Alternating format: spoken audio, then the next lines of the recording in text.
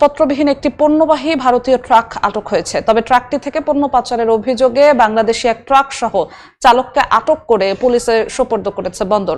বিস্তারিত জানাতে সেখানে আছেন সহকর্মী আজিজুল হক। সরাসরি চলে যাচ্ছি তার কাছে।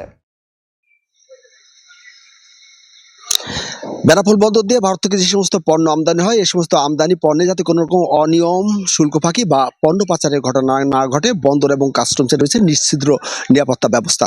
তবে এই নিরাপত্তা ব্যবস্থার সাথে কোনো সময় আতাত করে, কোনো সময় চোখ ফাঁকি দিয়ে কিন্তু অবাধে ভারত থেকে পণ্য ফাঁকি দিয়ে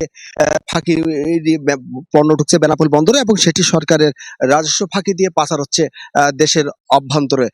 প্রথমে ভারতের পেট্টাপোল বন্দর থেকে পণ্যবাহী ট্রাক বেনাপোল বন্দরে প্রবেশের পরে কিন্তু প্রথমে বর্ডার গার্ড বাংলাদেশ বিজিবি এই পণ্যবাহী ট্রাকটি তল্লাশি করেন, এবং দ্বিতীয় ধাপে কাস্টমস এবং বন্দরের উপস্থিতিতে পণ্যটি ওজন নির্ণয় করা হয়, এবং তৃতীয় ধাপে চায়না থেকে আমদানিকৃত অত্যাধুনিক স্ক্যানিং মেশিনে এই পণ্যটি স্ক্যানিং করা হয় যে ঘোষণা অতিরিক্ত কোনো পণ্য আছে কিনা।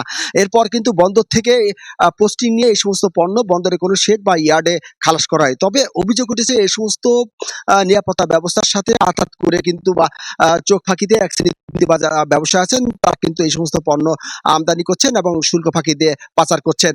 গত বৃহস্পতিবার এই ধরনের একটি অবৈধ পণ্য চালান বাংলাদেশে প্রবেশের পরপরই কিন্তু বর্ডার আমাদের বেনাপোল স্থল বন্দর কর্তৃপক্ষ সেই ট্রাকটি আটক করেছেন। আমার সামনে কিন্তু ট্রাকটি রাখা আছে, এবং বন্দরের একজন নিরাপত্তা কর্মী এটির কিন্তু তত্ত্বাবধানে রয়েছেন, এবং এই ট্রাক থেকে 50 বস্তা পণ্য পাচারের অভিযোগে কিন্তু একজন বাংলাদেশি ট্রাক চালক এবং ট্রাককে আটক করে বন্দর কর্তৃপক্ষ তাকে পুলিশের সোপর্দ করছেন। আমরা যতটুকু জানতে পেরেছি যে কাস্টম কর্তৃপক্ষ রোববার এই ট্রাকটিকে আবারও তল্লাশি করবেন, এবং এর সাথে যারা অভিযুক্ত আছেন অভিযুক্তদের বিরুদ্ধে আইনি ব্যবস্থা নেবেন।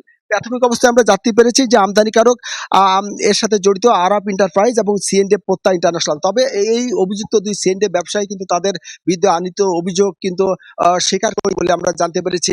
প্রতিদিন বেনাপোল স্থলবন্দর থেকে প্রায় 300 থেকে 400 ট্রাক বিভিন্ন ধরনের পণ্য আমদানি হচ্ছে, কিন্তু সম্প্রতি আমদানি পণ্য পাচার বেড়ে যাওয়া কিন্তু বন্দরের যে নিরাপত্তা, সেই নিরাপত্তা কিন্তু ঝুঁকিতে পড়েছে। তো এই ছিল বেনাপোল স্থলবন্দর থেকে আমার কাছে সর্বশেষ।